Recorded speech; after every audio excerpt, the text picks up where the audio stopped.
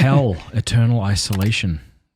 You right? nailed it. Heaven, eternal communion. Oh man, that was so, back again to the theology of the body.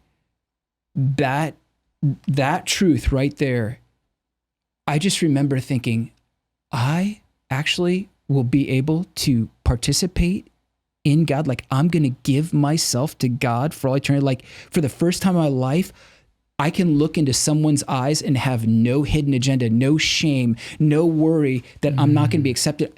God is going to enter into me and allow me to enter into him with self-giving love and with all these other people, that there's going to be this unity and there's going to be this huge party and bliss.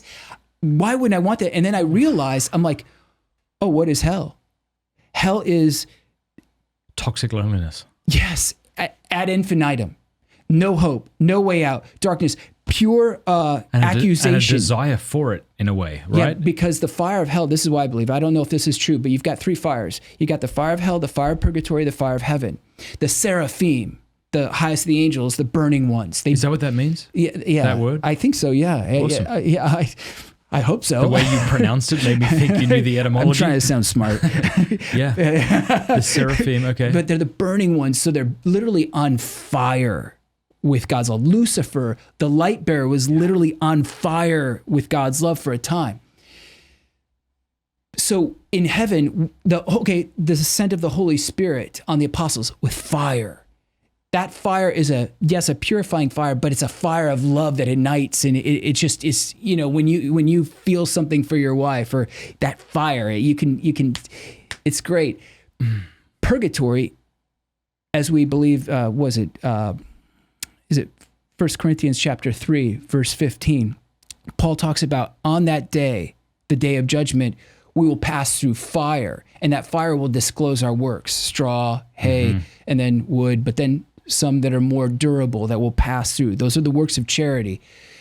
It is the fire of the Holy Spirit that burns us, that tries us, that purifies us, so that we can burn with eternal fire for the Lord for all eternity, and it won't hurt.